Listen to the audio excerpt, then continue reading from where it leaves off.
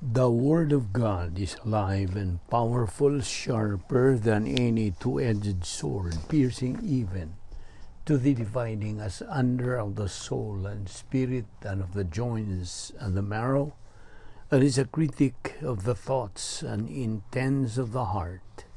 All Scripture is God-breathed and is profitable for doctrine, for reproof, for correction, for instruction in righteousness, that the man of God might be mature, thoroughly equipped unto all good works.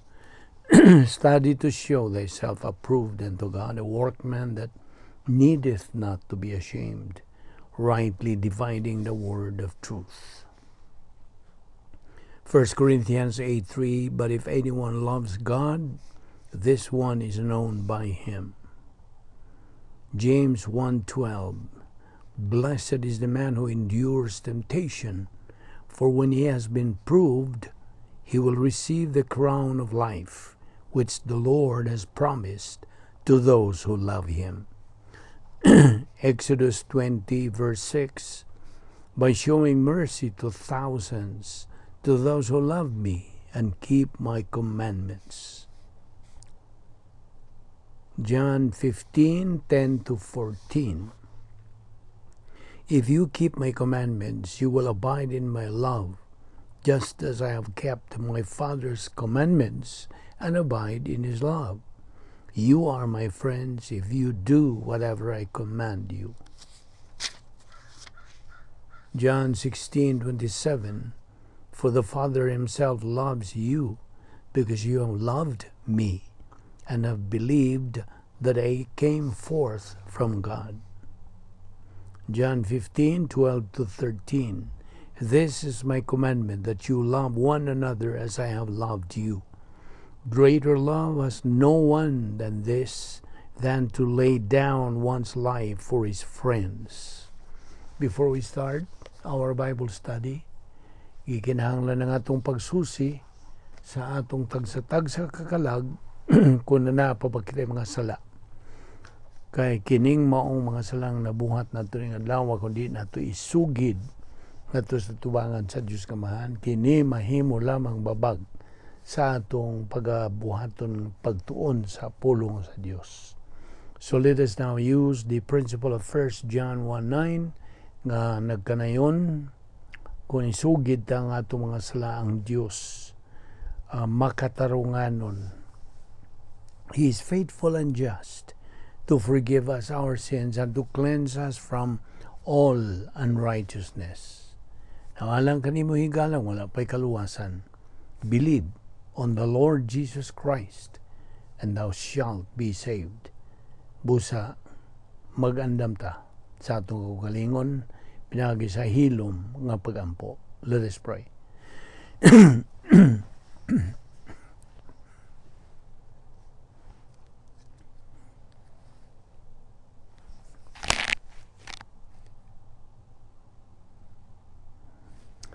Amahan namong langit, no, nagapasalamat kami kanimo, nining lain na sab nga adlaw, ngayon mong padangat kanamo, nga buhay pa kami ning among lawas, kini timaylan nga, nagalihok pa imong plano sa among tagsatag sa kinabuhi.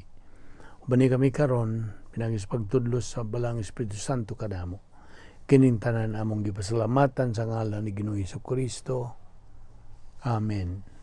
Maayong adlaw sa tanan natong mga subscribers, mga higala, mga igsuon diha ni Ginoong Jesucristo. Aniya pa kita magadupot sa atong tunanan nga the dynamics of the spiritual life, life beyond Gnosis. Now kagahapon atong gibiyaan kadtong atong gisgutan nga pito ka mga gipadayag nga mga kabubuton sa Dios, God's declared wills, og mihunong kita sa ikaduha that all believers be sanctified, mao kini ang atong gibiyaan kagahapon na panatong isgutan pa og dugang kini. So ikaduha nga gipadayag nga kaubuton sa Dios mao nga ang tanan untang mga magtutuo. Okay?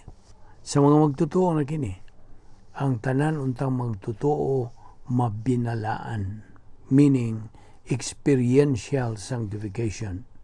So, ang usa ka magtotoo nga nagasunod na sa mando sa Dios diha sa 2 Pedro 3:18 apan patubuon kita diha sa grasya ug kahibalo kang Ginoong Hesukristo.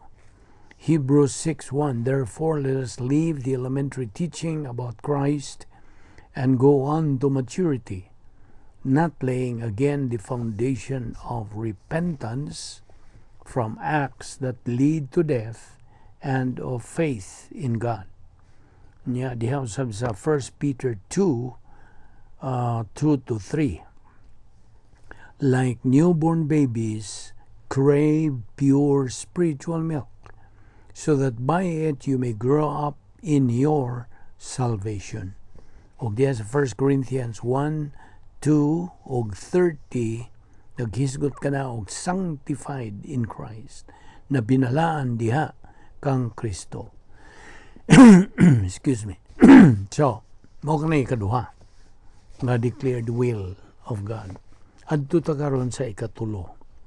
It is God's declared will gipadayag nga kabubuton sa Dios nga ang tanang mga magtotoo kontrolahon sa Espiritu Santo, that all believers be controlled by God the Holy Spirit, meaning nga sila mapunan sa Espiritu Santo.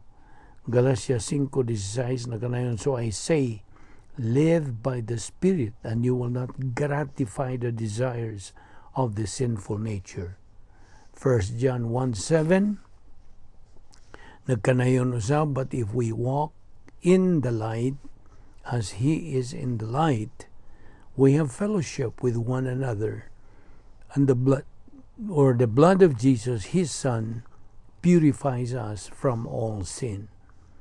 O diya usab sa Galatia 5:22-23, but the fruit of the Spirit is love, joy, peace, patience, kindness, goodness, and self-control. O diya sa Efesios 5:18, be filled with the Spirit. Pagpapuno sa Espiritu Santo. Kunyagi kawalo, ikaupat ba diya? Ikaupat nga gipadayag nga kabubuton sa Dios nga ang tanang mga magtotoo mapasalamaton in everything. Magpasalamat unta ang mga magtotoo sa tanan. Diya sa 1 Corinthians 16:8 nagkanayon kini, give thanks to the Lord, call on His name, make known among the nations what He has done. Diya sa Salmo 92 versikulo 1, it is a good thing to give thanks unto the Lord and to sing praises unto thy name, O Most High. 1 Thessalonians 5:18, give thanks in all circumstances, for this is God's will for you in Christ Jesus. Okay, kalima. Ato si kalima karon nga gipadayag nga kabubuton nga that all believers trust in the Lord, nga mosalig sila diha sa Dios. Isaiah 12:2, surely God is my salvation, I will trust and not be afraid. Jeremiah 17:7, I will give thanks to the Lord because of His righteousness, and I will sing praise to the name of the Lord Most High. Proverbs 29:25, fear of man will prove to be a snare, but whoever trusts in the Lord is kept safe. Salmo 91:2, I will say of the Lord, He is my refuge and my fortress, my God, in Him will I trust. Nahum chapter 1 verse 7, the Lord is good, a refuge in times of trouble. He cares for those who trust in Him. Psalm 52:8. But I am like an olive tree flourishing in the house of God. I trust in God's unfailing love forever and ever. Proverbs 3:5. Trust in the Lord with all your heart and lean not on your own understanding. In all your ways acknowledge Him, and He will make your paths straight. Psalm 4, verse 5, offer right sacrifices and trust in the Lord. Muna ikalima. Okay? Itong tiwason kining pito ka mga gipadayag nga kabubuton sa Dios. Adto sa si kaunom, iyang kabubuton nga gipadayag nga ang tanan untang mga magtotoo muantos, that all believers do suffer. Hebrews 12:6, for whom the Lord loveth, He chasteneth, and scourgeth every son whom He receiveth. Now, doon na mong duha ka kategorya sa pag-antos nga masinati sa usa ka magtotoo nga kini ang musunod. Suffering according to God's will. 1 Peter 4:19. Ug ang ikaduha, suffering as an evil doer. 1 Peter 4:15. Now, diya sa Hebreano 12:7 nagkanayon kini, because of corrective discipline, endure. In Romans 5:3, not only so, but we also rejoice in our sufferings, because we know that suffering produces perseverance, perseverance, character, and character, hope. Romans 8:18, I consider that our present sufferings are not worth comparing with the glory that will be revealed in us. Mao kanay kaunom. Adto ta si kapito, the last nga gipadayang kabuton sa Dios, it is God's declared will nga ang tanang mga magtotoo magmabungahon, be productive. Matthew 6:20, but store up for yourselves treasures in heaven, where moth and rust do not destroy, and where thieves do not break in and steal. Now, Matthew 5:16, let your light so shine before men that they may see your good deeds, meaning production of divine good, and praise your Father in heaven. Ephesians 2:10, for we are God's workmanship, created in Christ Jesus to do good works, God's prime purpose for every believer, which God prepared in advance for us to do. Now, sumokad to ang pito ka mga declared wills of God.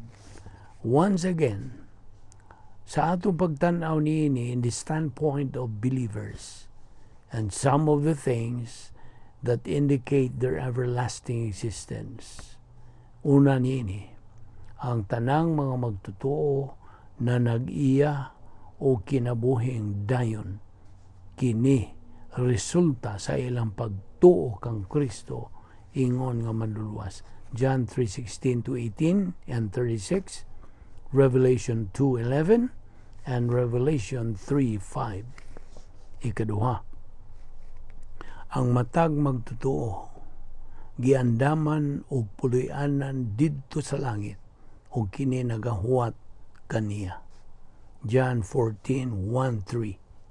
And the word that is used for there means a large dwelling place like a mansion. Ikatulo, ang matag magtotoo manag-iya og lawas nga binanhaw in the eternal state nga kini mao'y puy-anan sa iyang kalag o sa iyang tawhanong espiritu. 1 Corinthians 15, 51 to 57, Philippians 3:21. Now, the believer's body will be identical, mailan, with the resurrection body of our Lord Jesus Christ, according to 1 Thessalonians 4:13 to 18. Ikaupat, ang matag magtotoo, manag-iya og hingpit nga kalipay og maya forever. You will have full happiness and pleasure forever. And therefore, there is no more suffering in the eternal state. Wala na. Revelation 21:4, Psalm 16:11. Kaya ang langit is a wonderful place beyond human description. Revelation 21 ngadto sa 22. Ikalima, ang matag magtotoo will be in the presence of God forever. Magatubang siya sa Dios hangtod. Revelation 22:1 to 5, 2 Corinthians 5:8. To be absent in the body is to be face to face with the Lord. 2 Corinthians 5:8. Ug ang ikaunom, ang matag magtotoo will have eternal reward. Na ganti sa dayon na kini. Resulta kini sa iyang pagbuhat sa Diyos nung mga binuhatan. As a result of the production of divine good dinhi sa panahon. 1 Corinthians 3:11 to 15, 2 Corinthians 5:9 to 10, Romans 14:10 to 13, Hebrews 4:9 and 10, and John 15:1 to 7. Now, timan ikini. Nga ang butang nga nagadiferensya sa mga magtotoo dito sa langit, in the eternal state, mao ang ilang matang sa binuhatan. It is their kind of production. Duha man ka matang sa production, human good o divine good. Human good, gitandi kini sa Korinto nga kahoy kugon og dagami nga kun imong duslitan kanamo sila og maog daw. So why magantihan? Apan kun ang imong tawhanon, not tawhanon, kundili ang imong binuhatan nga gibasihan ka sa pulong sa Dios ug tuwa ka magabuhat nining mayong binuhatan dito sa sulod sa imong operational divine sphere, then kanang maong binuhatan gitawag ka na nato og divine good works nga kana magantihan kay dili masunog, dili maog daw. It's non-combustible. Gitandi ka na sa Korinto nga pilak, bulawan ug mahalon nga mga bato. You see? Mura na gantihan. Mura na matang sa imong binuhatan nga magantihan dito sa eternidad. So, every believer has an eternal inheritance reserved for him in heaven. Napa? This is above and beyond yan atong hisgutan nga matang sa mayong binuhatan. Ito ang paigiandam ang Diyos. Alang kanimo, kana kung ikaw makatuman sa plano sa Diyos. And you have reached spiritual maturity. And you became a winner believer. Then, the eternal inheritance is given to you. Kaya giresirban ng daan sa Diyos. Bisan sa adtong higayon nga imong gituwas Ginoong Jesucristo, dito gyud giandam na sa Dios, gitagana na sa Dios alang kanimo dito sa langit. And that is why Ang matag magtotoo is referred to as the heir of God and the joint heir of Jesus Christ. Matud ka na sa Roma 8:17, 1 Pedro 1:4, nga ang matag magtotoo ana ay panulundon nga gireserba didto sa langit. Didto sa langit, ang tanang mga magtotoo hingpit will be perfect. Wa nay mga kasaypanan didto. No more flaws there. Everybody will say probably about everybody else, my, how you have changed. Kay didto sa langit, wa nay kinahanglan ang mga eraser o mga lapis. Wala na. There's no need of erasers and pencils anymore. Do you know why? Iba ka nga, no? Tungod ang tanan nga mga giingon o idiosyncrasies, all of those negative things, mawagtang na yun, totally gone. They will all be removed forever. Hangtod. So I repeat, ang empasiya sa kaluwasan mao kini nga doktrina sa gitawag og soteriology. Now, believing in God, di ba niya, paminaw, believing in God is not the means of salvation. It is believing in Jesus Christ. Naibaw ka ba nga, no? Tubag, tungod kay diya sa Juan 14:6, ang atong Ginoong Jesucristo mismo nagkanayon, ako mao ang dalan, ang kamatuoran, ug ang kinabuhi. Walay makaadto sa mahan gawas kung pinaagi ka nako. Now, how does one enter the church? Sa lawas ni Kristo. How? Tubag by means of spirit baptism. Naakan sa mga buhat, Kapitulo 1, versikulo 5. Unsa may paagi ni, unsa may nunta proseso or mechanism, we would say in English. What is the mechanism nga you will be baptized by the Spirit? Mechanism is faith alone in Christ alone. Maura ka na. Kaya ang kaluwasan has always been, always is, and always will be by faith alone in Christ alone.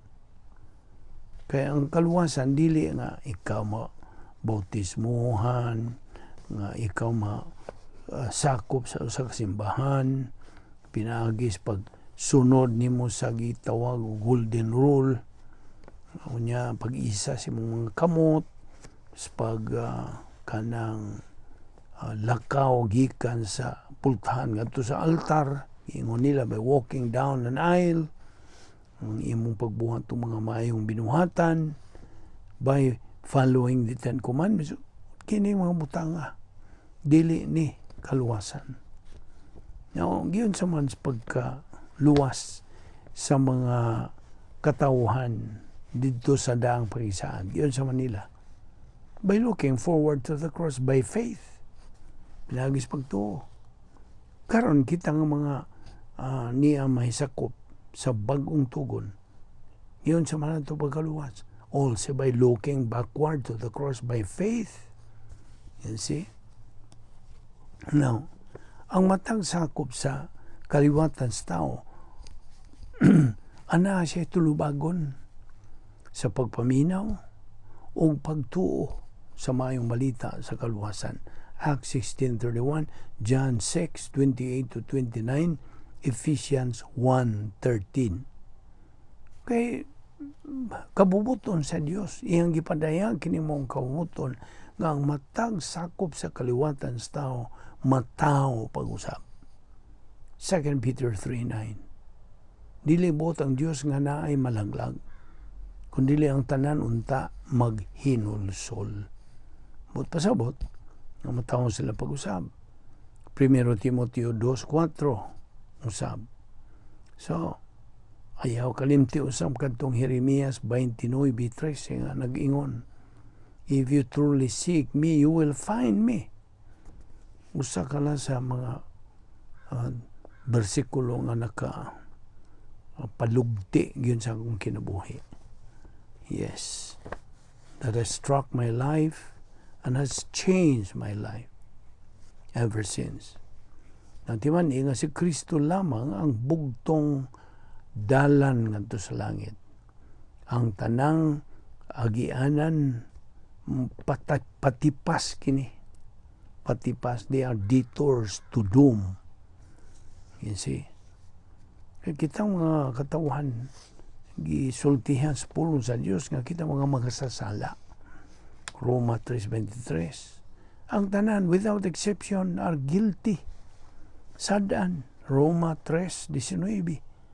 Ug kitang tanan nga mga sakom sa kaliwatas tao, we all stand condemned before God. Ano sa John 3:18 ug 36. Unsa pa? Kitang tanan ubos sa kanang silot nga mao ang espirituhanong kamatayon, which is eternal separation from God. We are under penalty. All are helpless. Tanan kanato. Why mahimo sa atong kaugalingon to wipe out our own guilt. Romans 3:20. Ang tanan nakasala ug nakabsan sa himaya sa Dios. Roma 3:23. Dinhi una kita kutob pagkakarong adlaw ug ato ni padayon ugma. Ayaw sipyat sa sumpay niini aron imong giugma kutlo ang tanan nga buti pasabot niining maong pagtulunan. Magampo ta. Amahan namong langit noon, nagapasalamat kami kanimo sa imong grasya. Nga mong gipahimos niining adlaw. Salamat sa imong pagkamatinumanon sa imong mga saad. Sa imong pagpasabot kanamo niining mga butanga nga labaw pa namong gikinahanglan sa among kinabuhi. Dada kami po balik ugma dinhi aron kami makapadayon sa among pagtuon sa imong balaang pulong. Kining tanan among gipasalamatan sa ngalan ni Ginoong Kristo, among bugtong manluluwas. Amen.